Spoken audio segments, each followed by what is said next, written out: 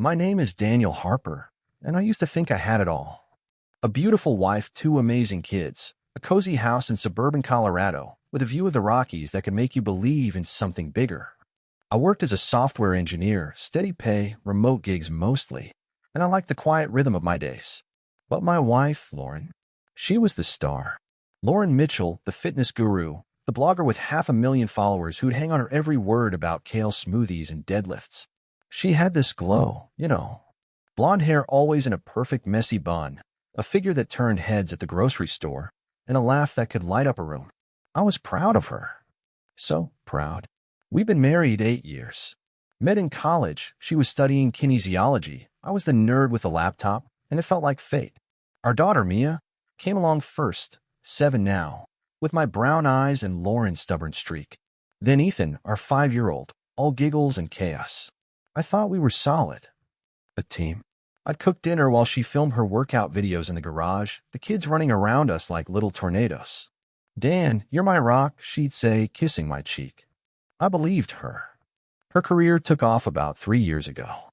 She started as a personal trainer at this upscale gym in Denver. Then the blog exploded. Sponsorships, brand deals, the works.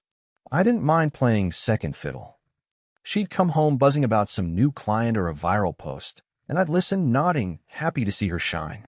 "You're living the dream, babe," I'd tell her. And she'd smile that $1,000,000 smile. Looking back, I should have seen the cracks. The late nights at the gym, the way her phone buzzed more than usual, how she'd angle the screen away when I walked by. But I trusted her. Why wouldn't I? She was Lauren, my Lauren. The woman who'd cried in my arms when Mia was born, who'd promised me forever under a starry sky at our wedding. I never thought she'd break that promise. Not until the day I found out. It was a Tuesday.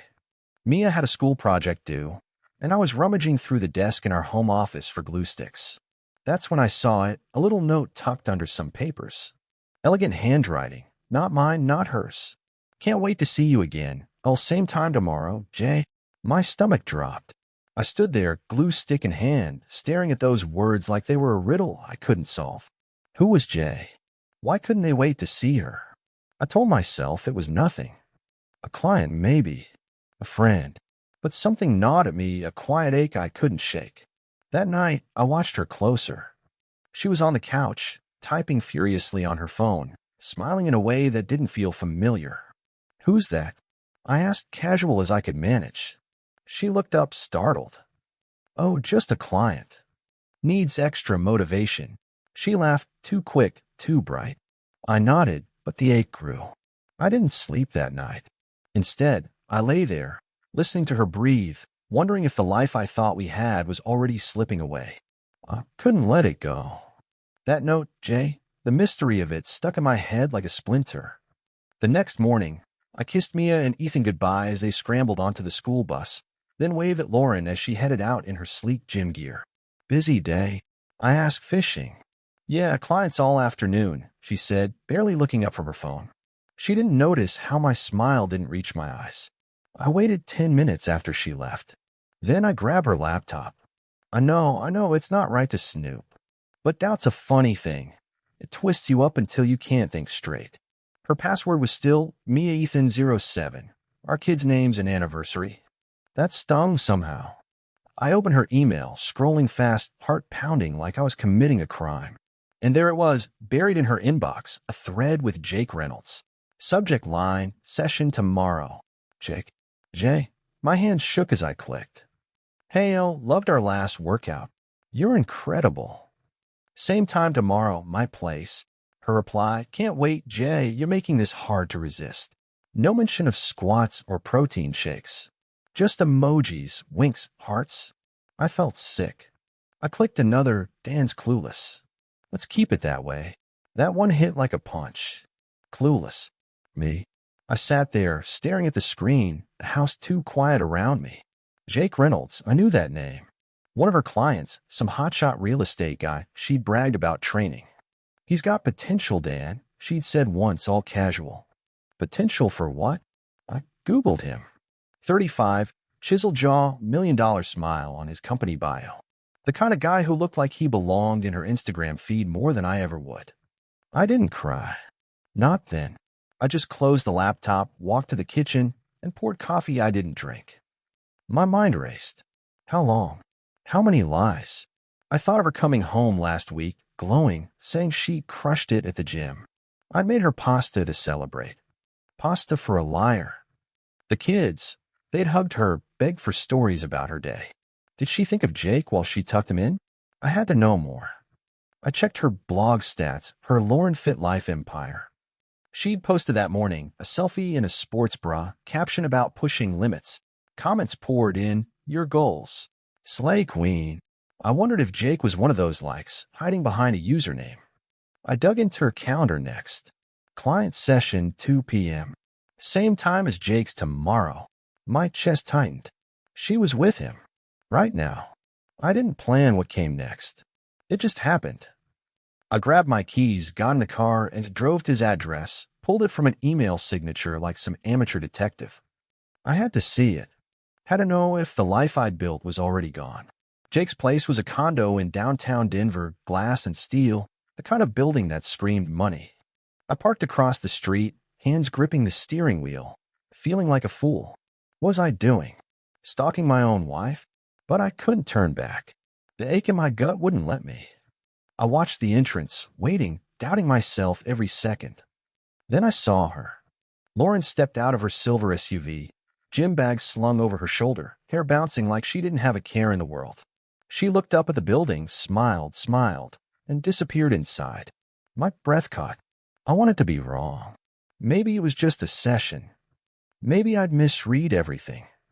But 10 minutes later, Jake Reynolds strolled up, all confidence in a tailor jacket, and punched a code into the door. He didn't carry a gym bag.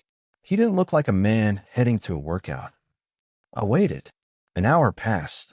My knuckles white, my mind a mess. Then they came out together. She laughed at something he said, her hand brushing his arm. He leaned in, whispered something, and she didn't pull away. They walked to her car, heads close, like they owned the world. No weights, no sweat, no sign of training. Just them. Too comfortable. Too real. I didn't confront them. I couldn't. My legs felt like lead, my voice stuck somewhere deep. I just sat there, watching her drive off, watching him linger with that smug grin. My phone buzzed. Mia's school, a reminder about pickup.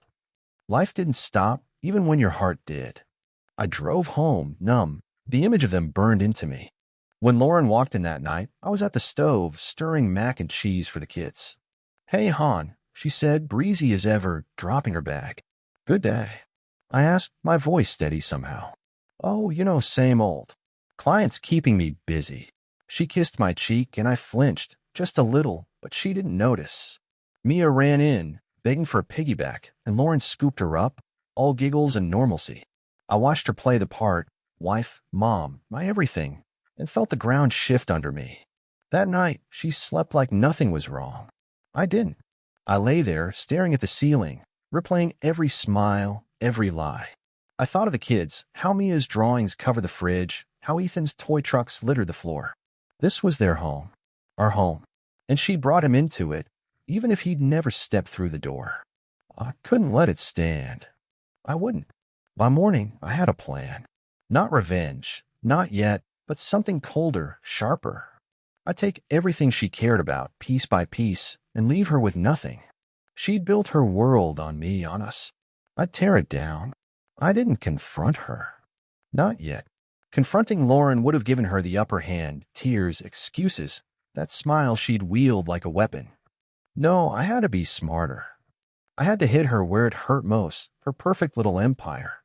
By Wednesday, I decided her career was the first to go. She'd built it on lies. I'd unravel it with truth. I started small. Her blog, Lauren Fit Life, was her crown jewel, hundreds of thousands of followers, sponsors drooling over her metrics. I knew her passwords, same as the laptop lazy habit of hers. While she was out training that afternoon, I logged in. My hands hesitated over the keys. This was her dream, sure, but it was my life she'd torched. I opened her drafts, polished posts about discipline, balance, living your best self. Hypocrite. I didn't delete them. Too obvious. Instead, I scheduled a post for the next morning, taking a break to focus on family. Thanks for the support. No explanation, just enough to spark questions. Next, her email. I found threads with sponsors, protein shake companies, athleisure brands. I drafted replies from her account. Sorry, can't fulfill the next campaign. Personal reasons. I hit send before I could second guess it. Her phone would light up soon, confuse managers, annoyed PR reps, let her scramble. I covered my tracks, cleared the browser, logged out. She'd never suspect me. Not her clueless Dan. The kids were my anchor through it. Mia had ballet that night, and I drove her, watching her twirl in her pink tutu, all focus and joy. Ethan tagged along, chattering about dinosaurs. Daddy, were you quiet? He asked, big eyes on me. I forced a smile. Just thinking, buddy.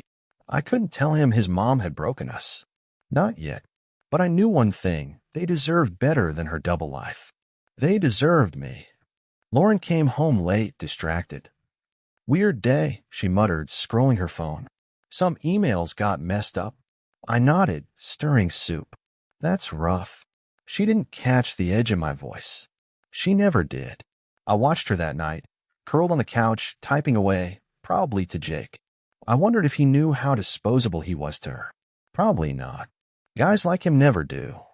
By morning, her blog post went live. I sipped coffee, pretending to read the news, while her phone buzzed off the hook. What the Dan did you see this? She said, panicked. See what? I played dumb. Someone posted from my account. I didn't write this. She tapped furiously, trying to delete it, but the damage was done. Comments already rolling in. Everything okay? Don't leave us. I hid my smirk behind my mug. Step 1 complete. Lauren spent Thursday in a tailspin. I watched her pace the kitchen, phone glued to her ear, voice sharp with damage control. No, I didn't mean to post that. I don't know how it happened. She snapped at some sponsor rep. Her perfect bun was unraveling, strands falling into her flushed face. I almost felt sorry for her. Almost. Mia and Ethan ate breakfast, oblivious, arguing over who got the last blueberry muffin. I cut it in half, kissed their heads, and let Lauren stew. Her followers were relentless. I'd peeked at her blog comments, hundreds now, a mix of concern and conspiracy. Is she pregnant? Burnout? Divorce rumors? That last one stung, even if it was true in spirit. Her sponsors weren't happy either. I'd seen the emails piling up, canceled shoots, paused payments. We need reliability, Lauren, one wrote. She didn't know I'd planted the seeds. She thought it was a glitch, a hack. Dan, what if someone's targeting me? She asked, eyes wide. I shrugged. Text tricky. Maybe change your passwords. She nodded, distracted, missing the irony. I wasn't done. That afternoon, while she was at the gym, probably with Jake, who knows, I called her biggest client, a boutique fitness chain she'd bragged about landing. Posed as her assistant, voice steady. Lauren's stepping back for a bit, I said. Family stuff. She'll reach out when she's ready. The manager sounded annoyed but bought it. Another thread pulled loose. I hung up, heart racing. This wasn't just about her career anymore. It was about stripping away the mask she wore. That night, she came home quieter. Lost a contract today, she said, staring at her plate. Mia piped up. Can we go to the park tomorrow, Mommy? Lauren forced a smile. Sure, sweetie. I watched her, wondering if she felt the walls closing in. She didn't suspect me, not yet. I'd been too careful, too invisible. Her rock, right? But rocks can crush when they fall. I lay awake again, plotting. The kids were next, not hurting them, never that, but getting them out. Colorado felt tainted now, every corner tied to her lies. I thought of my sister, Sarah, in Oregon. She'd always said, come visit, Dan. The coast's good for the soul. Maybe it was time. A fresh start, just me and the kids. Lauren could have her blog, her Jake, her empty spotlight. I'd take what mattered. By Friday, her world was wobbling. I'd sown enough chaos to keep her busy. Unexplained cancellations, a glitchy blog, whispers online. Step 2 was coming. I'd expose her, not to me, but to everyone. Let her fans see the real Lauren Mitchell. Friday morning, I took it up a notch. Lauren was still scrambling. Phone calls, apologies, a frantic energy that filled the house. I waited until she left for the gym, then sat down with her laptop again. This time, I didn't just nudge her world off balance. I pushed it over the edge. Her blog had a guest post feature, something she'd set up for collabs but never used. I wrote one, not as her, but as a concerned friend. The title, The Truth Behind Lauren Fit Life. I kept it vague but damning. Talked about broken trust, a double life, someone who preaches integrity but lives the opposite. No names, no specifics, just enough to light a match. I uploaded it, set it to post at noon, and locked her out. Changed the admin password to something random she'd never guess. By the time she saw it, it'd be too late. I picked up Mia and Ethan from school that afternoon, heart pounding. "Daddy, can we get ice cream?" Ethan asked, swinging his backpack. "Sure, bud," I said, forcing normalcy. We sat at a little shop downtown, them licking cones, me watching the clock. At 12:03, I checked her blog on my phone. The post was live. Comments were already trickling in. What's this about? Is she okay? Spill the tea. I exhaled. The fuse was lit. Lauren called an hour later, voice shaking. "Dan, something's wrong with my site. There's this post. I didn't write it." I played dumb again. "What's it say?" She hesitated. It's awful. Like someone's out to get me." I heard the panic, the cracks in her armor. "That's crazy," I said flat. "Can you fix it?" She groaned. "I can't even log in." I hung up, scooped Ethan onto my shoulders, and walked them home. Step 2 done. By evening, it was chaos. Her followers, her precious army, turned on her. The post spread to Twitter, Instagram, screenshots everywhere. Lauren Fit Life exposed. Who's the friend? Theories flew, affairs, scams, you name it. She stormed in at dusk, eyes wild. "This is ruining me, Dan. My sponsors are pulling out." Mia looked up from her coloring. "Mommy, why are you yelling?" Lauren softened, knelt beside her. "I'm just tired, baby." I watched, silent. Tired from what? Lying? That night, I called Sarah. "Hey, sis," I said, keeping it low. "Thinking of visiting soon. Maybe longer." She didn't pry. Doors opened, and kids too. I thanked her, hung up, and stared at our wedding photo on the wall, Lauren radiant, me grinning like an idiot. I didn't feel like that guy anymore. Her career was crumbling. Next, I'd take the kids and go. Saturday hit like a storm. Lauren barely slept. Her phone buzzed nonstop, her blog a battlefield of comments and speculation. I stayed out of it, kept the kids busy with pancakes and cartoons. "Daddy, why's Mommy sad?" Mia asked, syrup on her chin. I wiped it off, smiled. "She's just got a lot on her mind, sweetheart." Ethan zoomed a toy truck across the table. "Virum, can we go somewhere fun?" I nodded. "Soon, bud. Promise." Their innocence kept me steady. They were why I was doing this. Lauren emerged mid-morning, pale, hair mess. "Dan, I don't know what to do," she said, voice breaking. "My career's tanking. Everyone's turning on me." I stirred my coffee calm. "That post really did a number, huh?" She glared, suspicious for a second, then shook it off. "I need to figure out who's behind it." I shrugged. "Good luck with that." She didn't see the steel in me. Not yet. I spent the day planning. Called a lawyer friend, Mark, from college. Kept it vague. "Hypothetical custody question," I said. "If I moved states with the kids, what's the process?" He walked me through it, filing, proving stability, primary caregiver stuff. "You okay, Dan?" he asked. "Yeah, just curious," I lied. I hung up, mind racing. Oregon was calling. Sarah's guest room, the ocean air, a new life. I need proof Lauren wasn't fit. Her chaos now was a start, but I'd build more. That afternoon, I took the kids to the park. Lauren stayed home, fixing things. Mia swung high, laughing. Ethan dug in the sand. I snapped photos, evidence of me, a constant parent. She hadn't been to a school event in months, too busy with clients. Check. The thought of him fueled me. I'd emailed Sarah again, next week maybe. "Me and the kids." She replied, "Can't wait." Step 3 was in motion. Lauren was on the phone when we got back, pleading with someone. Sponsor, Jim, who knows? "No, I'm not quitting. It's a misunderstanding." Her voice cracked. I cooked dinner, spaghetti, the kids' favorite, while she paced. "Dan, can you believe this?" she said, desperate for sympathy. "Rough week," I said, neutral. She didn't push. Too wrapped up in her imploding world. That night, I packed a duffel, clothes for me, the kids' favorites, a few toys. Hid it in the closet. Lauren cried herself to sleep, oblivious. I didn't comfort her. She'd made her choice. Mine was coming. Sunday was quiet, too quiet. Lauren barely left her room, buried in her phone, trying to salvage what was left. I heard her muttering, curses under her breath, pleas to PR reps. Her blog was a ghost town now. The guest post had done its job. Followers dwindled, sponsors ghosted. I didn't check, I didn't need to. The silence from her empire told me enough. I kept the kids close. We built a fort in the living room, blankets, pillows. Mia giggling as Ethan defended it with a plastic sword. "Daddy, you're the king," Mia declared. I smiled, ruffled her hair. "And you're the princess." Their world was still whole, mine to protect. Lauren poked her head out once, forced a smile. "Fun fort," she said, voice hollow. "Join us."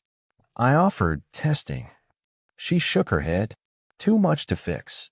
She didn't see the kids' faces fall. I did.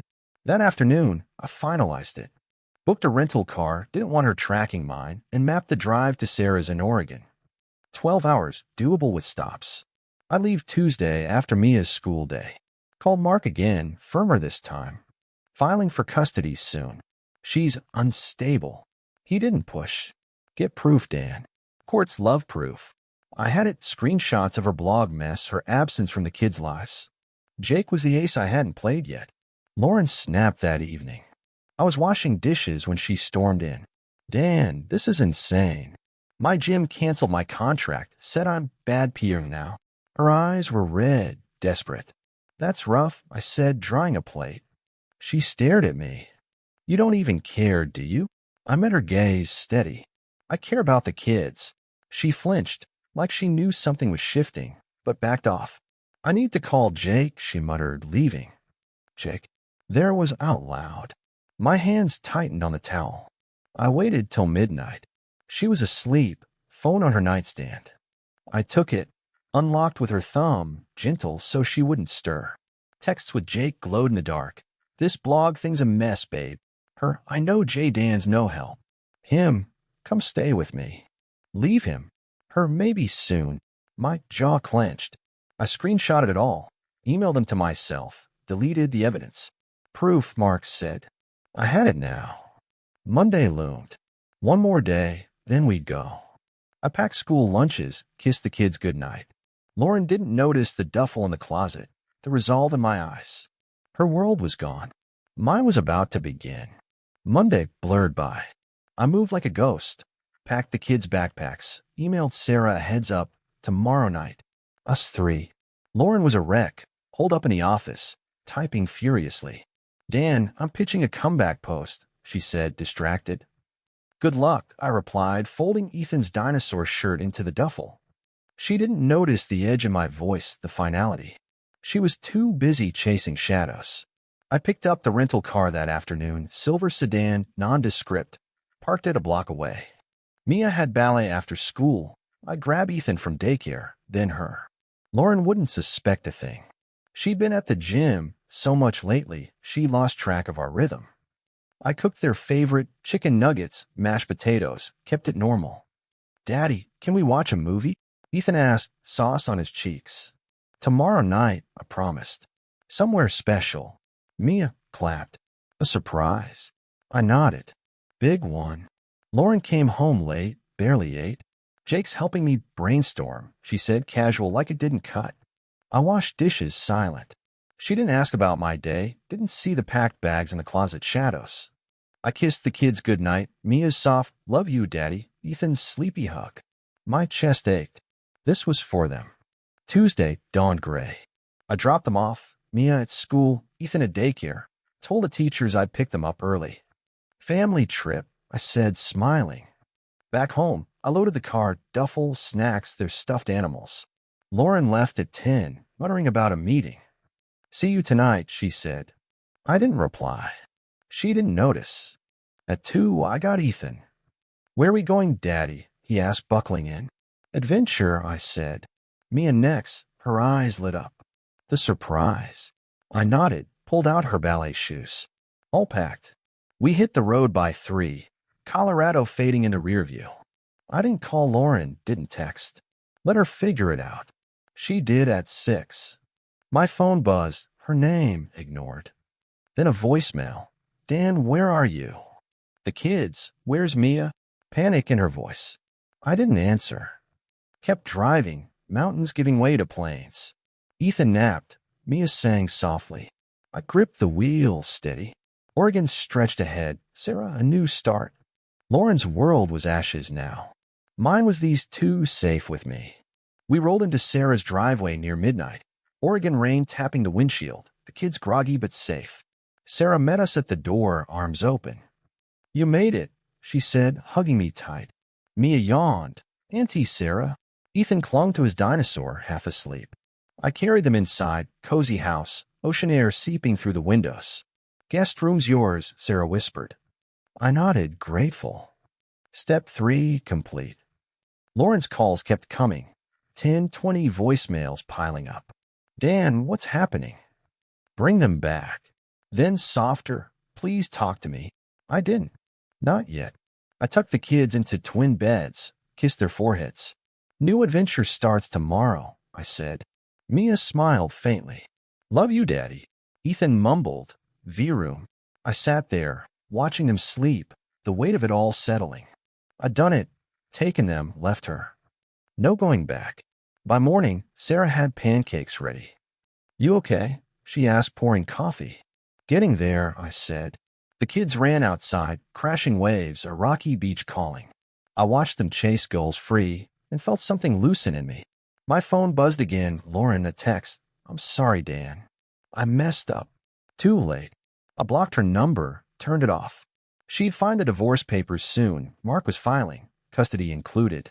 Her texts with Jake, her blog collapse, proof she'd lost her way. Days blurred into weeks. Mia started school. New friends, the shy grin. Ethan loved daycare, came home sandy and happy. I worked remote, rebuilt our rhythm. Lauren's blog faded, her last post a week, I'll be back, drown in silence. Sponsors gone, followers scattered. I heard through Mark she'd moved in with Jake, then out fast. He wasn't the savior she'd hoped. Her empire, her lies gone. One night Mia asked, where's Mommy? I knelt honest. She's figuring things out, sweetie. We're here together. She hugged me tight. Ethan joined, a messy pile of us. I didn't hate Lauren, not anymore. She'd broken us, but I'd built something new.